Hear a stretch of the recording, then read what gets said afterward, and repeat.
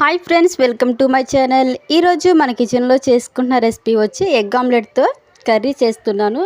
ఈ కర్రీ మీరు ఇంతవరకు ట్రై చేయకపోతే ఒకసారి నా స్టైల్లో ఇలా ప్రిపేర్ చేసుకొని మీ ఇంట్లో వరకు పెట్టండి. అందరూ ఎంతో ఇష్టంగా తింటారు.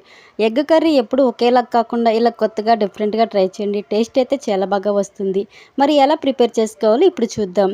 ఫస్ట్ ఇక్కడ ఒక బౌల్ తీసుకొని 5 లేదా 6 ఎగ్స్ని ఇలా బ్రేక్ చేసుకుని బౌల్లోకి తీసుకోవాలి. తర్వాత ఇందులోకి సన్నగా తరిగిన ఉల్లిపాయ ముక్కలు, ఉప్పు, కారం, పసుపు వేసుకొని బాగా కలుపుకోవాలి.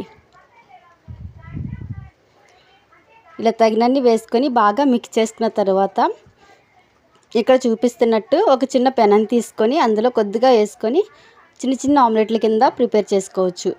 మీకు ఇది చిన్న పెనం లేకపోతే పెద్ద పెనం మీద పెద్ద ఆమ్లెట్ వేసుకొని కట్ చేసుకొని కూడా కర్రీ చేసుకోవచ్చు.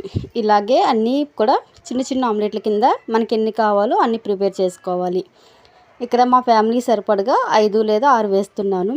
తర్వాత మరొక కడాయి పెట్టుకొని ఆయిల్ హీటెక్కిన తర్వాత సన్నగా తరిగిన ఉల్లిపాయ ముక్కలు, పచ్చిమిర్చి ముక్కలు వేసుకొని ఈ ఉల్లిపాయలు పచ్చివాసన పోయి బ్రౌన్ కలర్ వచ్చేంత వరకు కూడా మంటను మీడియం టు లో ఫ్లేమ్లో పెట్టుకొని ఫ్రై చేసుకోవాలి. ఇలా బాగా ఫ్రై అయిన తర్వాత 1 టీ స్పూన్ అల్లం వెల్లుల్లి పేస్ట్ వేసుకొని కొద్దిగా ఉప్పు వేసుకొని బాగా కలుపుకోవాలి. అల్లం వెల్లుల్లి పేస్ట్ పచ్చివాసన పోయిన తర్వాత ఒక అరకప్పు వరకు టమాటాలను తీసుకొని టమాటాలు బాగా మగ్గించుకోవాలి.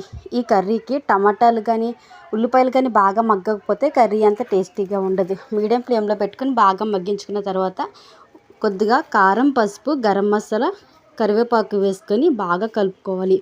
తగినన్ని వాటర్ వేసుకొని ఒక మరుగు వచ్చిన తర్వాత మనం ముందుగా ప్రిపేర్ చేసుకున్న ఆమ్లెట్లన్నీ కూడా కర్రీలో వేసుకొని మంటను మీడియం ఫ్లేమ్లో పెట్టుకొని ఒక 5 నిమిషాలు ఒక సైడు, ఒక 5 నిమిషాలు మరొక సైడు ఆమ్లెట్లు తిప్పుకుంటూ దగ్గరికి అయ్యేంత వరకు ఉడికించుకొని పైన కొద్దిగా కొత్తిమీర వేసుకొని స్టవ్ ఆఫ్ చేసి వేడివేడిగా ఉండగానే సర్వ్ చేసుకొని తింటే కర్రీ చాలా టేస్టీగా ఉంటుంది. ఇది చల్లారిపోయినాక తింటే అంత టేస్టీగా ఉండదు. కాబట్టి వేడిగా ఉండగానే తింటే వేడి అన్నంలోకి చాలా టేస్టీగా ఉంటుంది. మరి కర్రీని మీరు ప్రిపేర్ చేసుకొని ఎలా కుదిరిందో కామెంట్ చేయండి. Thank you for watching.